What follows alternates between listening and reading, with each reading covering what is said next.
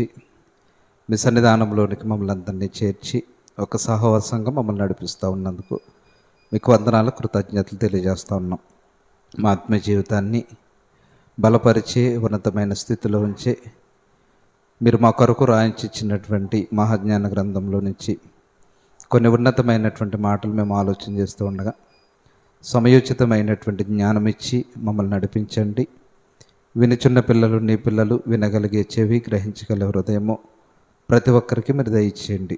నిలబడిన నేను నా సొంత జ్ఞానాన్ని ప్రదర్శించకుండా కేవలం వాక్యం నుంచి మాట్లాడే గొప్ప జ్ఞానము, పరిశుద్ధాత్మ సహాయాన్ని నాకు అనుగ్రహించమని మరి కొద్ది నిమిషాలు మీరు మాతో తోడుగా ఉండి మీ యొక్క జ్ఞానము చొప్పున, మీ యొక్క ఆలోచన చొప్పున మరి కూడికలో ముందుకు వెళ్ళడానికి మీ సహాయం అనుగ్రహించి నడిపిస్తారని సమస్త భారము, చింతావత్తు మీ చేతులకు అప్పగిస్తూ మా ప్రభువును రక్షకుడైన యేసుక్రీస్తు నామములో ప్రార్థన అడుగుతున్నాను మా కన్న తండ్రి, ఆమేన్.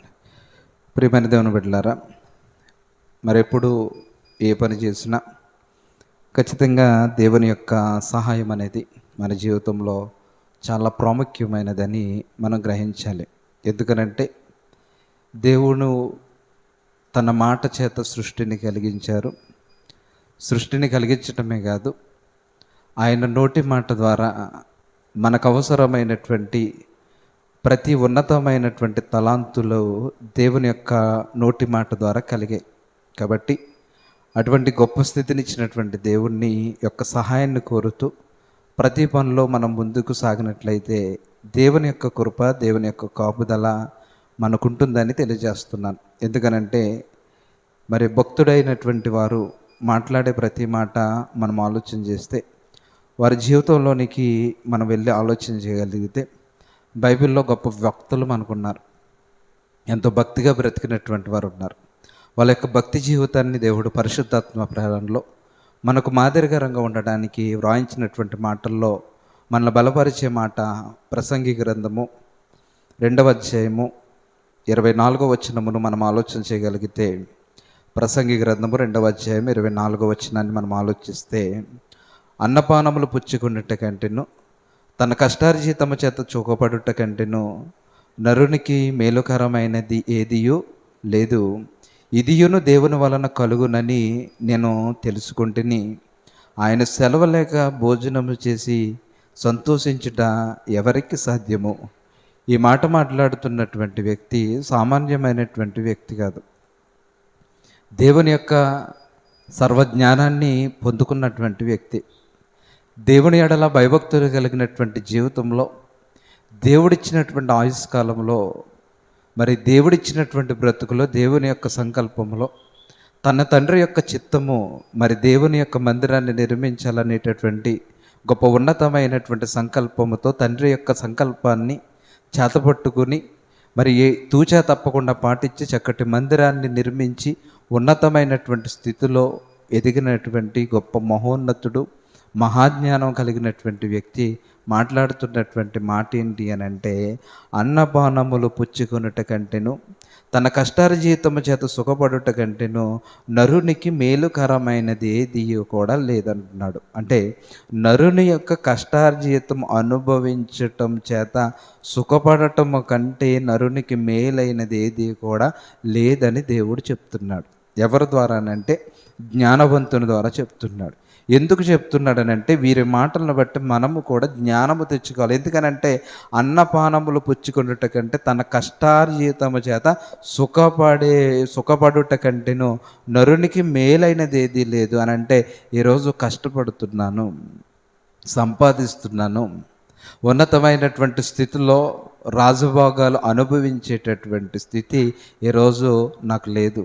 ఈ మాట ఆనాడు ప్రసంగి సొలొమోను, దావీదు కుమారుడైనటువంటి సొలొమోను చెప్తున్నాడు. మీరు కష్టపడతారు, పనిచేస్తారు, ఈ 70-80 ఏళ్ళ జీవితము ఆయాసము, దుఃఖమే అని ఎందుకు మాట్లాడాడు అని అంటే, మోసే ప్రార్థనలో ఎందుకు మాట్లాడాడు అని అంటే, ఈ కష్టపడి సంపాదించిన దానిని కడుపు నిండా తినేటటువంటి స్థితి మనకు లేదు. ఎందుకు లేదు అని అంటే, దేవుడు బ్రతుకునిచ్చాడు, మనిషి బ్రతకటం నేర్చుకున్నాడు. తండ్రి అయినటువంటి దేవుడు ఈ భూమి మీద మనలను దీవించి ఆశీర్వదించి, నాయనా మీరు బ్రతకండి. ఎలా బ్రతకాలనంటే కష్టపడి పని చేసుకుని బ్రతకండి, కష్టపడి ఉద్యోగం చేసుకుని బ్రతకండి, కష్టపడి వ్యాపారం చేసుకుని బ్రతకండి. ఎలా బ్రతికినా సరే ఏదో ఒక పని చేసుకుంటూ కుటుంబాలను పోషించుకుంటూ నాలో సంతోషించండి అని దేవుడు ఆజ్ఞిస్తే, ఈరోజు మనిషి ఎలా మారిపోయాడు అంటే ఎలా బ్రతకాలో నేర్చుకున్నాడు తప్ప ఇచ్చినటువంటి బ్రతుకును బట్టి దేవుణ్ణి ఎలా స్తుతించాలో మర్చిపోయాడు. మరి అలా స్తుతించడం మర్చిపోయినప్పుడు ఇంత దీవెనిచ్చినటువంటి దేవుడు మరలా ఈ దీవెన్ని వెనక్కి తిరిగి తీసుకోవడాన్ని ఎలా అనుకుంటున్నావు చెప్పండి? ఎలా అనుకుంటున్నాం? ఒకసారి ఆలోచన చేస్తే ఈ జ్ఞాని మాట్లాడుతున్నాడు, సుఖపడుట కంటే నరునికి మేలుకరమైనది ఏది లేదు, ఇది దేవుని వలన కలుగునని నేను తెలుసుకున్నాను. ఒకవేళ కష్టపడి పనిచేసి నా కష్టార్జితాన్ని అంతా నేను సుఖంగా అనుభవిస్తూ ఏది పడితే అది తిని నేను అరిగించుకుంటున్నాను అని అంటే ఇది ఎవరి వలన కలిగింది అని అంటే దేవుని దయ వలన మాత్రమే నాకు కలిగిందని నేను తెలుసుకున్నాను. మనం కూడా తెలుసుకోవాలి. ఈరోజు కడుపు నిండా ఆహారం తిని సంతోషించేవారు ఎంతమంది ఉన్నారు చెప్పండి? కడుపు నిండా నచ్చిన ఆహారం తిని సంతోషించే వాళ్ళు ఎవరున్నారు చెప్పండి? ఏ ఒక్క మనిషి సంతోషించేటటువంటి స్థితిలో లేడంటే జ్ఞాని మాట్లాడుతున్నాడు, దేవుని యొక్క దయ మన మీద లేదు. ఎందుకనంటే సుఖంగా ఉన్నావంటే, సంతోషంగా ఉన్నావంటే, ఆనందించగలుగుతున్నావని అంటే దేవుని దయ వల్లనే ఇదంతా కలిగిందని నేను తెలుసుకుంటుని. దేవుని యొక్క సెలవు లేక భోజనము చేసి సంతోషించుట ఎవరికి సాధ్యం చెప్పండి? ఎవరికి సాధ్యము? ఎవరికి సాధ్యం కాదు. కానీ అందరూ కూడా కడుపు నిండా తింటున్నారు. కానీ ఇది ఎవరికి సాధ్యము కానటువంటి పనిని దేవుడు సాధ్యం చేస్తున్నాడు అని అంటే ఏ రోజు కాకపోయినా రేపైనా మారు మనసు పొందుకొని నా దగ్గరకు వస్తాడనేటటువంటి నిరీక్షణతో దేవుడు సాధ్యపరుస్తున్నాడు.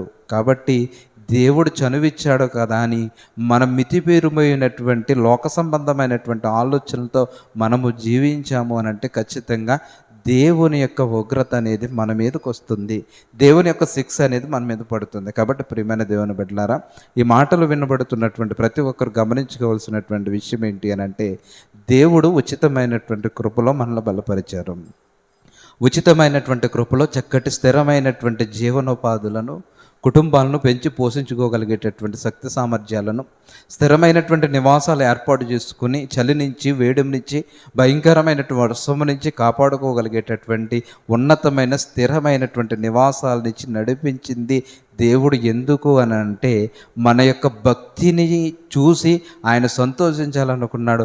ఇవన్నీ పొందుకున్న తర్వాత మనం ఏం చేస్తామనంటే దేవుణ్ణి మర్చిపోయి నాకు నచ్చినట్టుగా నేను జీవిస్తున్నాను. కానీ దేవుడు మనకు బ్రతికిచ్చింది నాకు నచ్చినట్టుగా నేను జీవిస్తానని కాదు.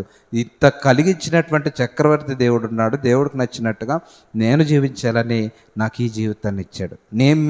మనము జీవించాలని మనకి ఈ యొక్క జీవితకాలాన్ని దేవుడిచ్చాడు. ఇంకా ముందుకు వెళ్ళి మనం ఆలోచన చేస్తే మరి కవనస్తుల కొడుకులో ప్రతి వారము కూడా మరి ఇజ్రాయెల్ను పరిపాలించినటువంటి రాజుల యొక్క చరిత్రను ఆలోచన చేస్తూ ఉన్నాము.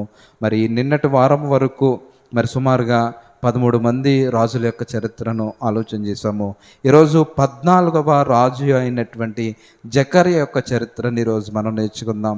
ఇజ్రాయెల్ రాజ్యాన్ని పరిపాలిస్తున్నటువంటి 14వ రాజు అయినటువంటి జకర్యా రాజు యొక్క చరిత్రను మనం ఆలోచన చేస్తే జకర్యా అంటే ఎవరో కాదు, యెహూ వంశంలో 4వ వాడు. ముందుగా మనం మాట్లాడుకున్నటువంటి యెరోబాము కుమారుడు. జకర్యా అంటే ఎవరో కాదు, యెహూ వంశంలో నుంచి వచ్చినటువంటి వారిలో 4వ వాడు. ఈ 4వ వాడైనటువంటి మరి ఈయన యెరోబాముకు పుట్టినటువంటి కుమారుడు.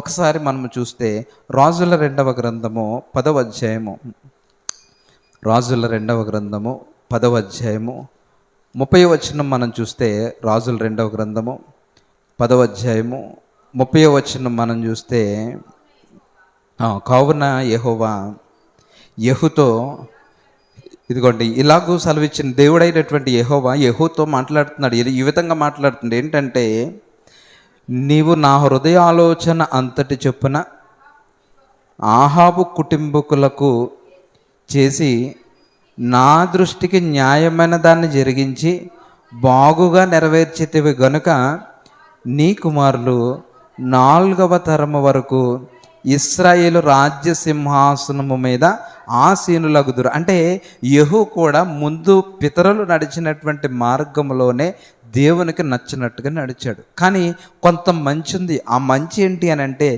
దేవుడు ఎలాగైతే కోరుకున్నాడో అలా దేవుని యొక్క హృదయాలోచన అంతటి చొప్పున ఆహాబు కుటుంబీకులందరికీ చేసి, నా దృష్టికి న్యాయమైన దాన్ని జరిగించి బాగుగా నెరవేర్చితివి గనుక నీ కుమారులు 4వ తరము వరకు ఇజ్రాయేలు ప్రాంతాన్ని పరిపాలిస్తాడనేటువంటి గొప్ప శుభవార్త చెప్పాడు.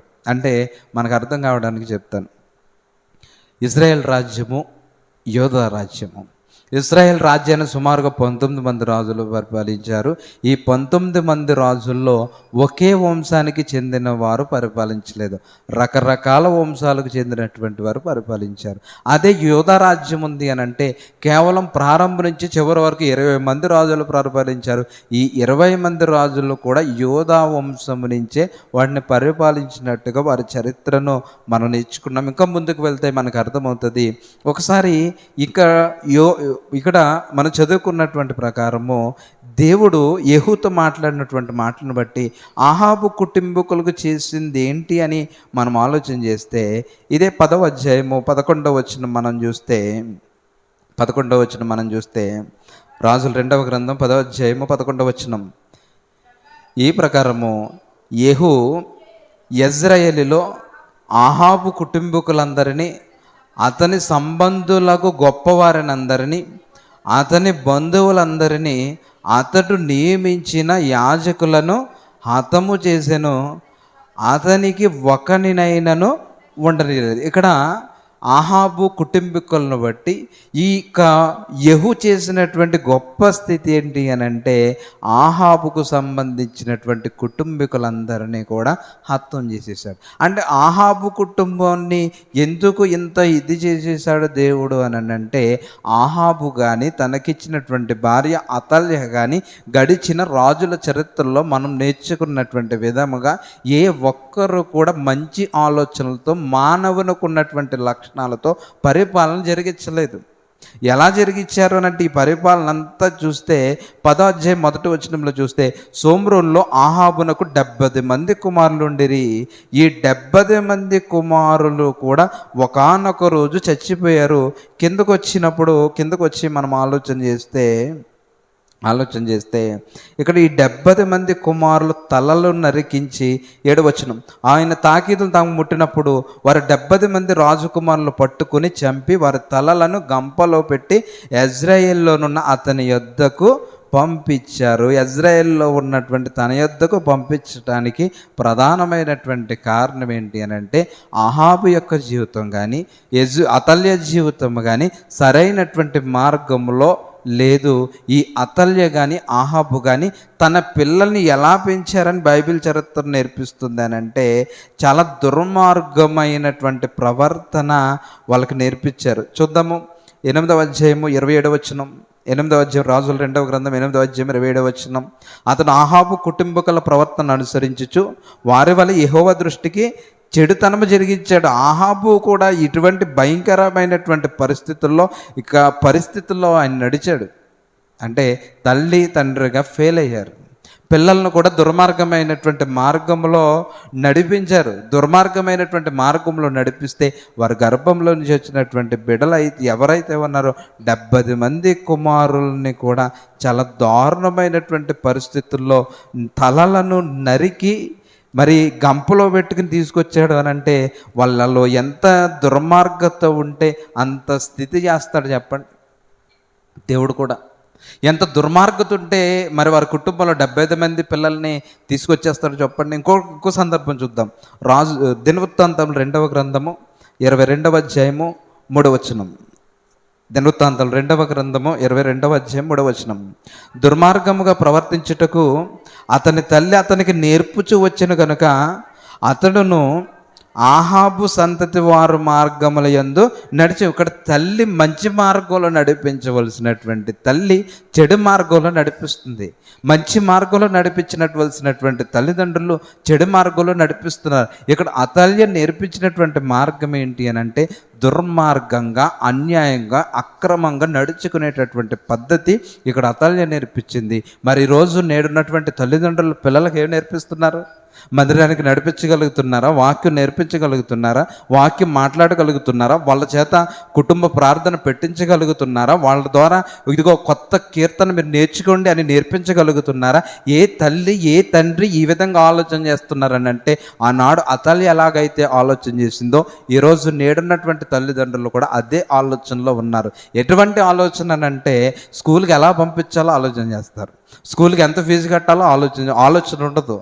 దాన్ని స్కూల్ అయిపోయిన తర్వాత ట్యూషన్ చెప్పించడానికి కూడా వెనకాడనటువంటి తల్లిదండ్రులు దేవుని యొక్క జ్ఞానంలో 1 గంట, వారంలో 1 గంట నేర్పించి దేవుని సన్నిధానంలో కూర్చోబెట్టేటటువంటి స్థితిగతులు మర్చిపోయారనంటే, ఆనాడు అతల్లి అనుకుంటున్నాం.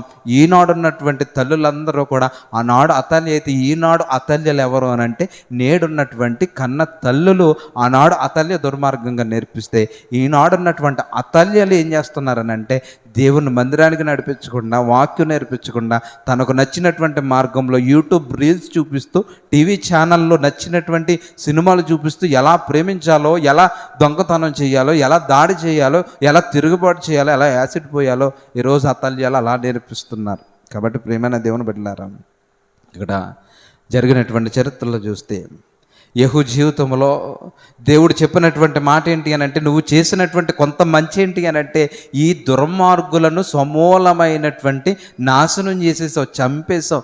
ఈ చేసినటువంటి ఈ చిన్న మంచి కార్యాన్ని బట్టి దేవుడు ఏం మాట్లాడుతున్నాడంటే, నీ కుటుంబం నుంచి, నీ గర్భం నుంచి వచ్చేటటువంటి నలుగురు ఈ ఇశ్రాయేల్ రాజ్యాన్ని పరిపాలిస్తారనేటటువంటి వాస్తవాన్ని ఇక్కడ తెలియజేస్తూ ఉన్నాడు.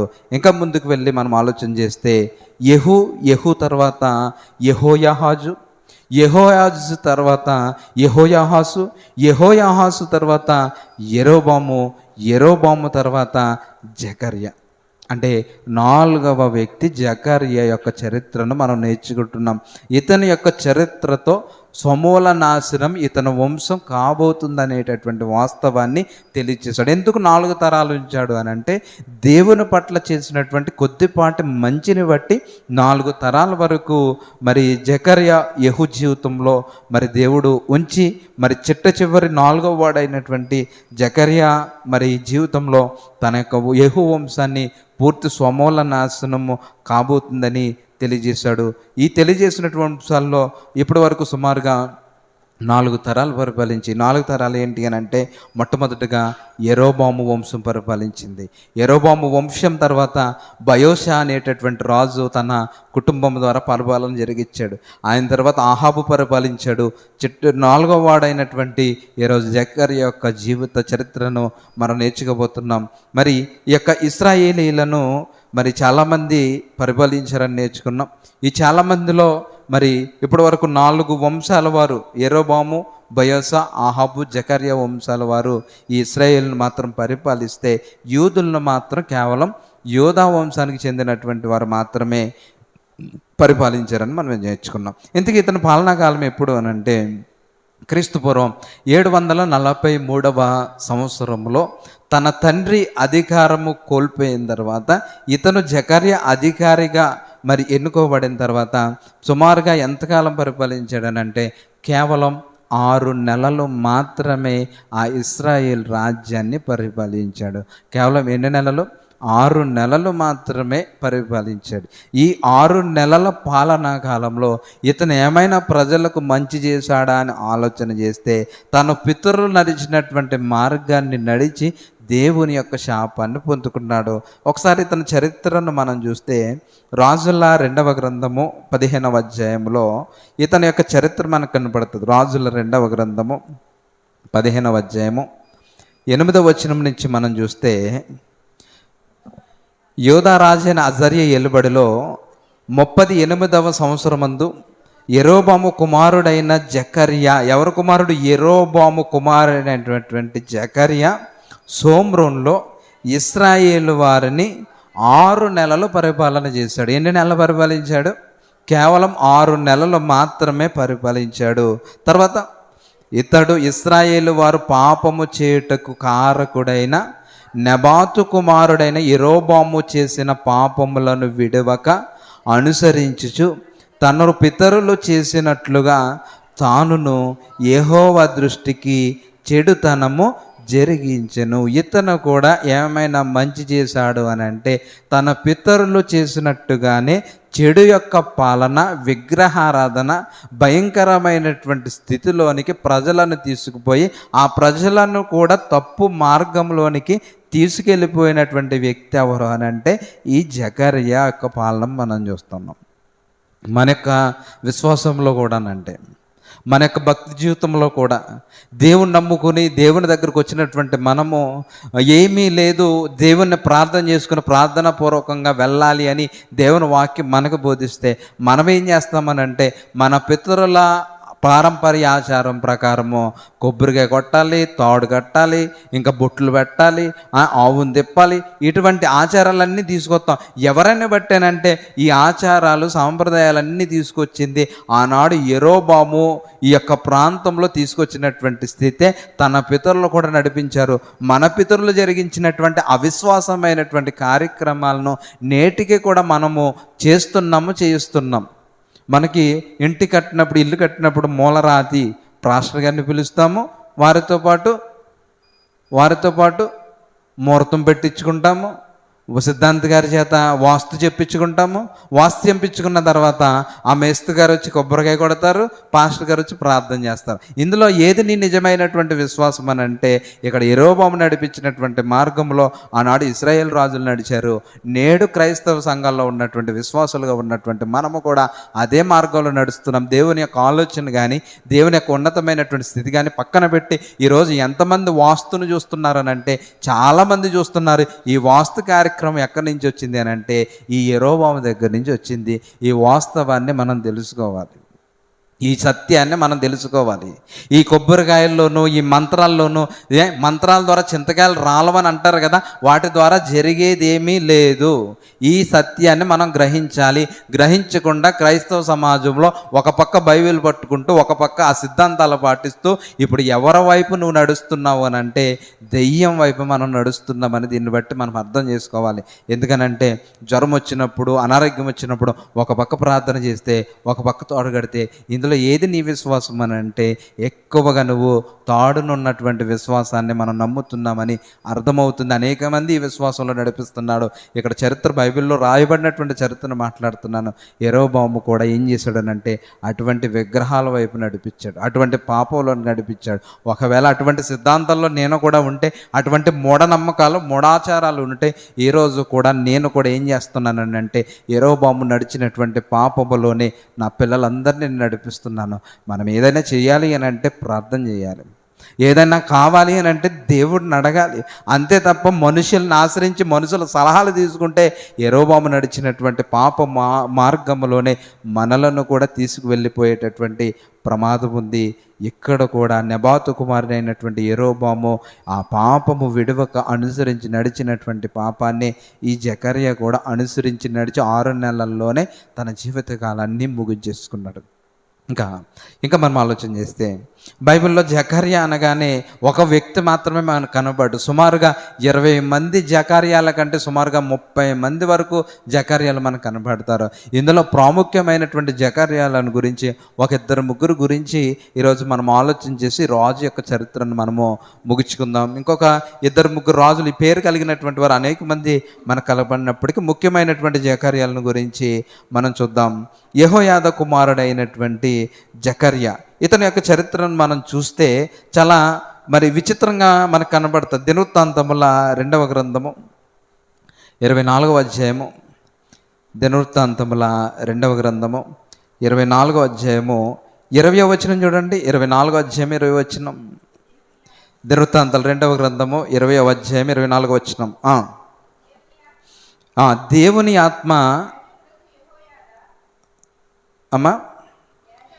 దినవృత్తాంతములో 2వ గ్రంథము 24వ అధ్యాయము 20వ వచనం.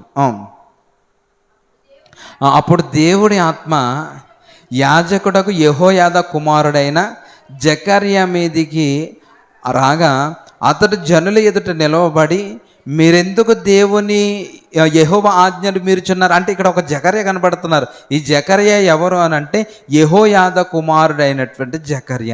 ఈ జకర్య ఏం చేస్తున్నారంటే సమాజం ముందు నిలబడి మీరెందుకు దేవుని యొక్క ఆజ్ఞను మీరుచున్నారు, మీరు వర్ధిల్లరు, మీరు యెహోవాను విసర్జించితిరి గనుక ఆయన మిమ్మును విసర్జించుచున్నాడని దేవుడు సెలవిచ్చుచున్నాడు అని చెప్పాడు. ఎవరు? యెహోయాజు కుమారుడైనటువంటి జకర్యా ఆ జనులతో మాట్లాడినటువంటి మాట ఏంటి అని అంటే, మీరేం చేశారు అని అంటే దేవుని యొక్క మాటలను విసర్జించారు కనుక దేవుడు కూడా మిమ్మల్ని విసర్జించుచున్నాడు అని చెప్పగానే అందుకు వారు అతని మీద కుట్ర చేసి రాజు మాటను బట్టి యెహోవా మందిరపు ఆవరణపు లోపల రాళ్ళు రువ్వి అతన్ని చావగొట్టేశారు. ఇతనికి ఈ జకర్య చెప్పినటువంటి విషయం ఏంటి అని అంటే, సమాజంలో జరుగుతున్నది మీరు చేసినది తప్పు అని వాళ్ళని హెచ్చరించి మీరు దేవుని వైపు నడవాలని చెబితే ఈ జకర్యాను బట్టి చేసింది ఏంటి అని అంటే రాళ్ళు రువ్వి ప్రాణాన్ని తీశారు. ఎక్కడ? దేవుని యొక్క ఆవరణంలో. ఇదే విషయాన్ని నేడు సమాజం ముందు నిలబడి మాట్లాడి మీరు చేస్తున్నది మరి పొరపాటు, ఇలా చేయకూడదు, మనం ఇలా ఉండాలి అని గనక మనము కూడా సమాజం ముందు నిలబడి మాట్లాడితే ఆ రోజు రాళ్ళిచ్చి కొట్టి చంపేశారు, ఈరోజు నోటి మాటల ద్వారా చంపేస్తున్నారు. ఈరోజు సమాజం అలాగే ఉంది. మానవత్వం అనేది కరువైపోయింది, దేవుని యొక్క జ్ఞానం అనేది పక్కకి వెళ్ళిపోయింది, మానవత్వం ఎటు వెళ్ళిపోయిందో అర్థం కానటువంటి పరిస్థితుల్లో ఈరోజు సమాజం చూస్తుంటే యేసు అన్నాడు, యేసు నేర్పించినటువంటి బోధ ఏంటి?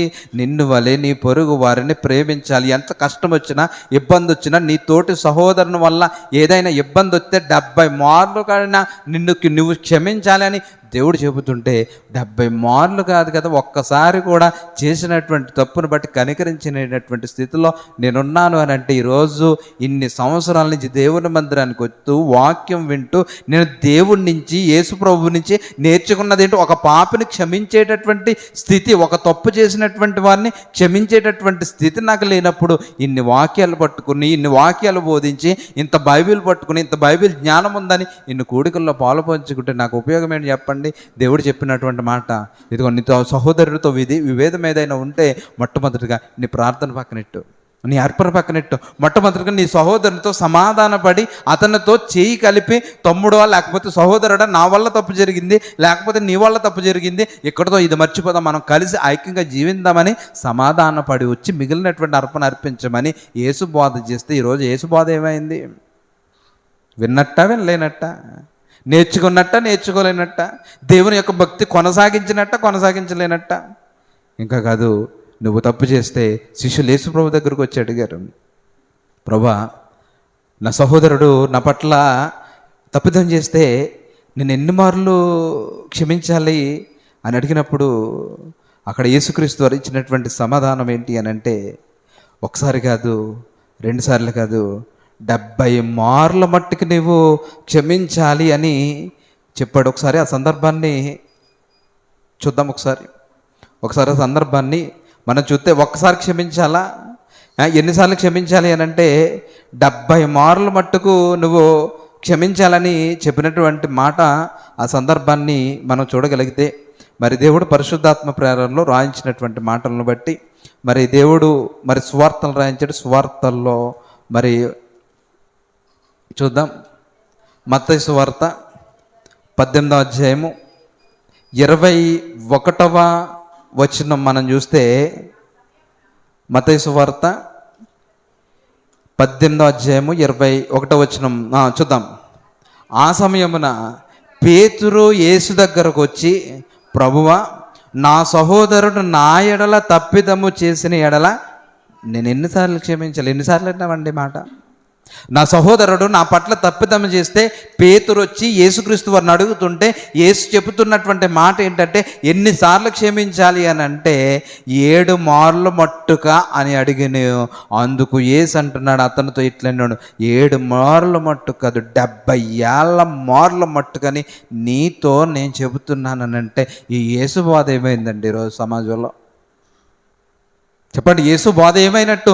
విన్నట్ట, వినలేనట్ట, విని విడిచిపెట్టేసినట్ట, ఆచరణలో పెట్టలేనట్ట? యేసు చెప్పేది క్షమించండి, క్షమించండి తండ్రి, వీరేమి చేయుచున్నారు, వీరెరుగారు, ప్రాణం మీదకి వచ్చేసింది, ప్రాణం తీసేస్తున్నారు. కొద్దిసేపుల్లో ప్రాణం కోల్పోతాడు. కొరడాలతో కొట్టేశారు, మేకులు కొట్టేశారు, తల్లో కిరీటం పెట్టి ముళ్ళ కిరీటం పెట్టేశారు, శరీరం అంతా మరి ముళ్ళతో దున్నేశారు. ఎంత భయంకరమైనటువంటి పరిస్థితుల్లో యేసు అంటున్నాడు, తండ్రి వీళ్ళు ఏం చేస్తున్నారో వీళ్ళు తెలీదు, దయతో వీళ్ళని క్షమించి తండ్రి అని దేవుడికి ప్రార్థన చేస్తుంటే, ఈ యేసు బోధ నేడున్నటువంటి సమాజంలో ఏమైంది? ఒక మాట అంటే పడలేను, మాటకు మాట, పంటికి పన్ను, కంటికి కన్ను అనేటటువంటి సిద్ధాంతంలో, ధర్మశాస్త్రంలోనే నేను ఉండిపోయాను తప్ప దేవుని యొక్క ఆలోచనలోనికి నేను రాలేదనేటటువంటి నిదర్శనం ఏంటి అని అంటే మన ప్రవర్తన, మన వైఖరి. ఇక్కడ దేవుడు నేర్పించినటువంటి స్థితిగతులను మనం మర్చిపోయాం. ఆనాడు పరిస్థితి యెరోబోము కాలంలో ఇలాంటి పరిస్థితి, క్షమించలేనటువంటి పరిస్థితుల్లో ఆ రోజు సమాజం ఉండిపోయింది. జకర్యా నిలబడి చెప్పినటువంటి మాటను బట్టి రాళ్లతో ఆనాడు కొట్టి చంపిస్తే, ఈరోజు మాటల ద్వారా, మన యొక్క నోటి మాటల ద్వారా ఒక వ్యక్తిని దూషణ చేసి ఆత్మీయంగా చంపేటటువంటి పరిస్థితుల్లోకి నేటి క్రైస్తవ సమాజం వెళ్ళిపోయిందని చెప్పడానికి ఎక్కడ మనము సంకోచించవలసినటువంటి అవసరం లేదు. ఇంకొక అదే సందర్భంలో మనం ఆలోచన చేస్తే, ఇతను ఎందుకు రాళ్ళ కొట్టి చంపేశారు అని అంటే, అదే దినవృత్తాంతముల 2వ గ్రంథము 22వ అధ్యాయం, దినవృత్తాంతముల 2వ గ్రంథము 22వ అధ్యాయము 11వ వచనం మనం చూస్తే, దినవృత్తాంతముల 2వ గ్రంథము 22వ అధ్యాయము 11వ వచనం. అయితే రాజునకు కుమార్తె అయిన యెహోషాపాతు అహాజ్య కుమారుడైన యావాసును ఆతులైన రాజకుమారులలో నుండి దొంగిలించి అతని దాదిని ఒక పడకటింటిలో ఉంచెను. యెహోరాము రాజు కుమార్తెను యెహోయాదాను యాజకుని భార్య అయిన యెహోషాపాతు అతల్యకు కనబడకుండా అతన్ని దాచిపెట్టిన కనుక అతనిని చంపలేకపోయాను.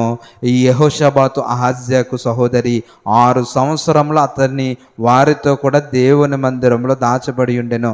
ఆ కాలమున అతల్య ఆ దేశాన్ని పరిపాలిస్తుంది. అతల్య రాజ్యాన్ని పరిపాలిస్తూ ఉన్నప్పుడు రాజకుమారులందరినీ కూడా చంపేయాలనుకుంది.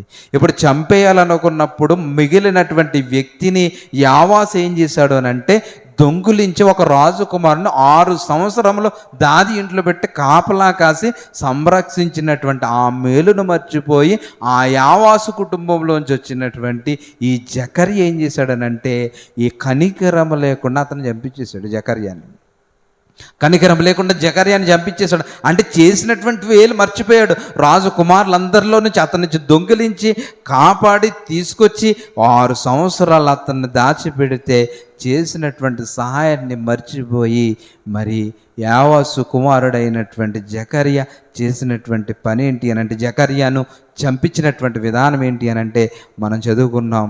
అతను నిలబడి మాట్లాడినప్పుడు రాళ్లతో రువ్వి చంపించేశారు.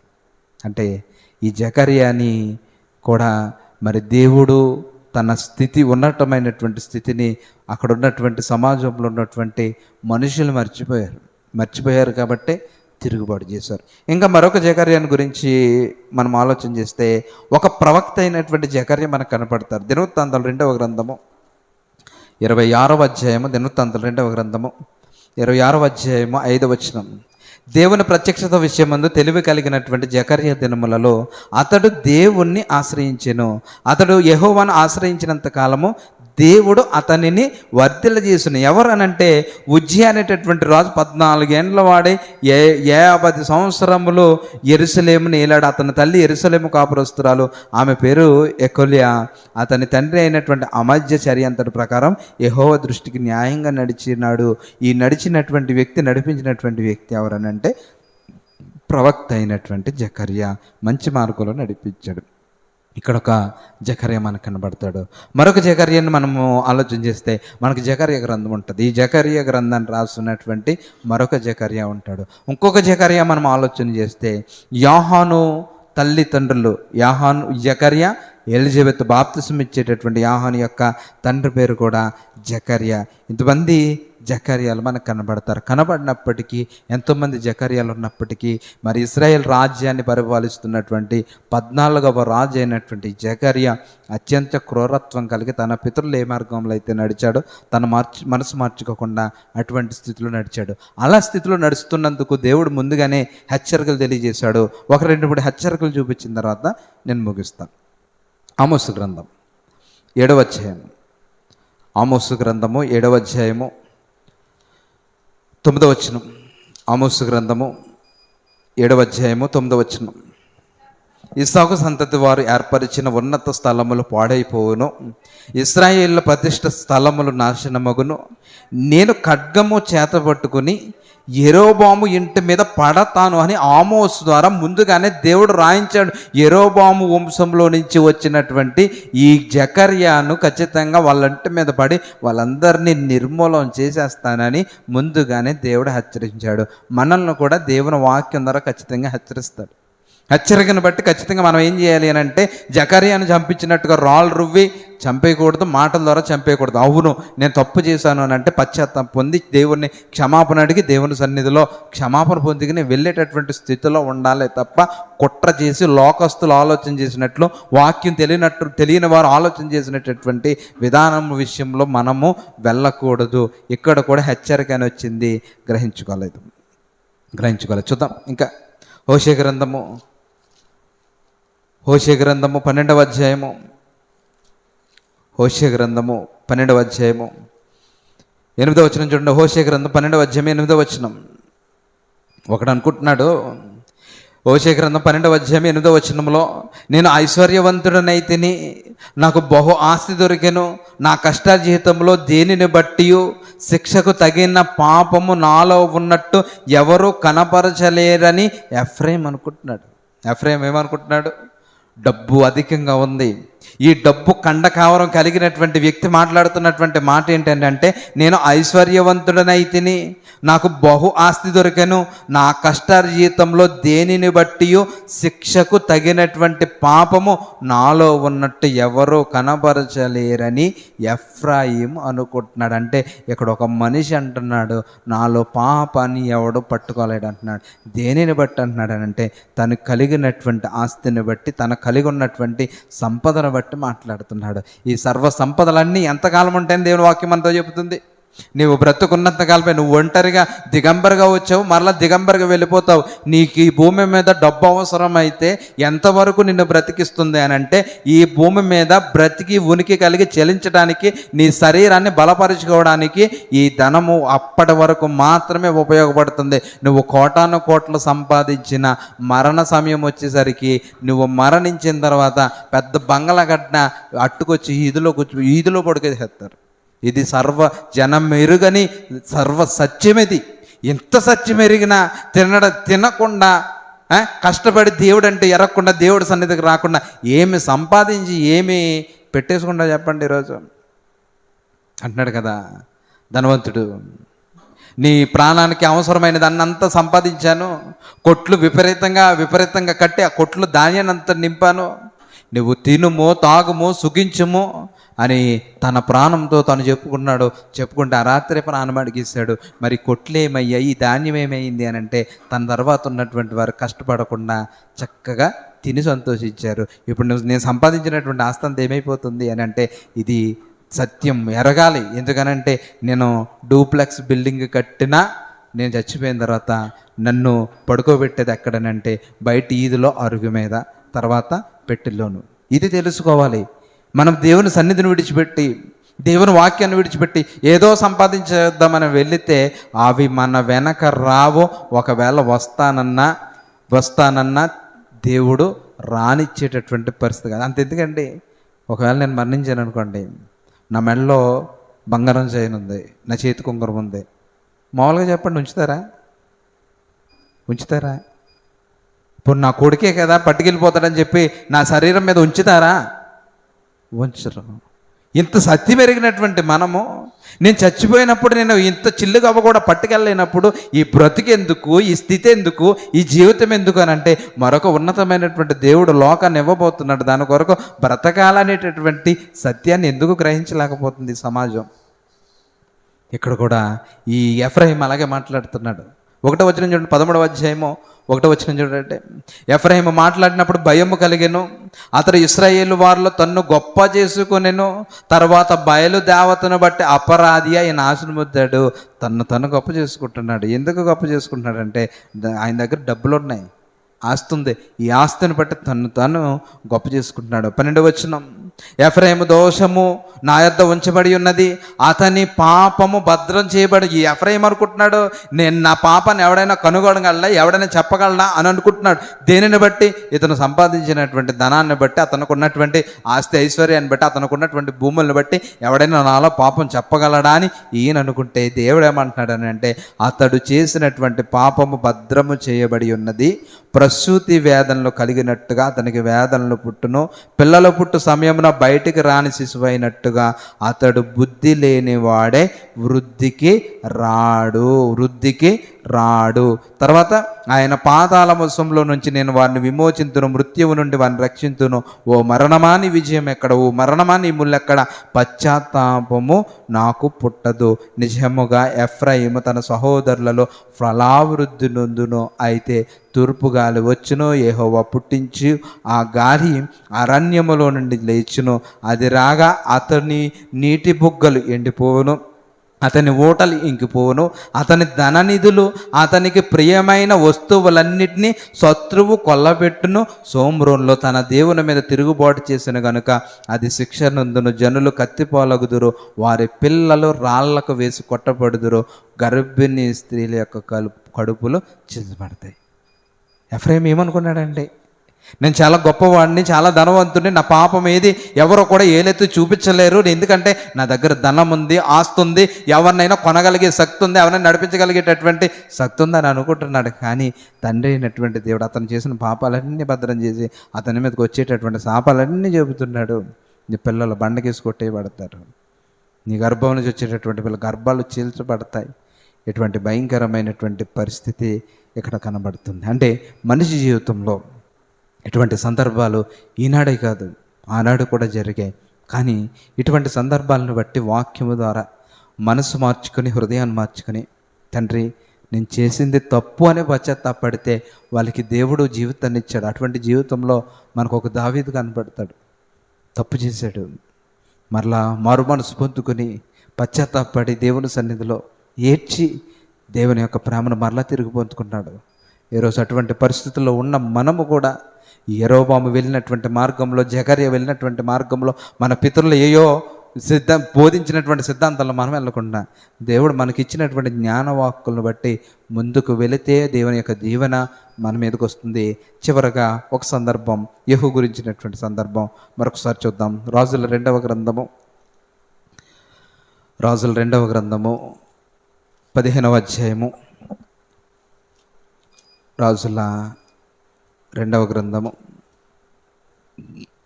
15వ అధ్యాయము 10వ వచనం. ఏబేసు కుమారుడైన షల్లూము అతని మీద కుట్ర చేసి జనులు చూచుచుండగా అతని మీద పడి అతన్ని చంపి అతనికి మారుగా రాజుని, ఎవరిని? జకర్యాను, యెరోబాము కుమారుడైనటువంటి జకర్యాను చంపి అతనికి మారుగా ఎవరు రాజయ్యారు? షల్లూము అతని మీద కుట్ర చేసి చంపి అందరూ చూస్తుండగా అతన్ని చంపి అతని మారుగా రాజయ్యను. జకర్యా చేసిన కార్యములను గూర్చి ఇజ్రాయేల్ రాజుల వృత్తాంతముల గ్రంథమందు వ్రాయబడి ఉన్నవి. నీ కుమారులు 4వ తరము వరకు ఇశ్రాయేలు సింహాసనం మీద ఆసీనులయ్యుందురని యెహోవా యెహూతో సెలవిచ్చిన మాట చొప్పున ఇది జరిగింది.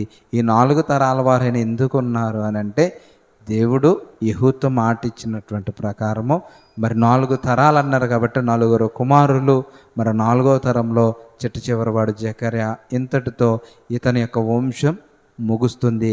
తర్వాత మరొక వంశంలో నుంచి మరి ఇశ్రాయేలు ప్రాంతాన్ని, రాజ్యాన్ని ఏలటానికి షల్లూము అనేటటువంటి రాజును దేవుడు ఎన్నుకుంటాడు. కాబట్టి ఇక్కడి వరకు మనం నేర్చుకున్నటువంటి చరిత్ర ఏంటి అని అంటే, మరి యొక్క జకర్యా ఇజ్రాయేల్ ప్రాంతాన్ని పరిపాలించినటువంటి 14వ రాజు ఎలా బ్రతికాడు అని అంటే, తన పితరులు ఎలాగైతే పాపం చేస్తూ బ్రతికారో అటువంటి పాపంలోనే ఈయన కూడా బ్రతికాడు. కాబట్టి ఆయన చేసినటువంటి పాపపు మార్గంలో, విగ్రహారాధనలో యెరోబాము తన పితరులు నడిచినటువంటి మార్గంలో ఆయన నడిచాడు. దేవుడు ఇచ్చినటువంటి ధర్మశాస్త్రాన్ని పక్కన పెట్టి సొంత ఆలోచనలోకి వెళ్ళిపోయాడు.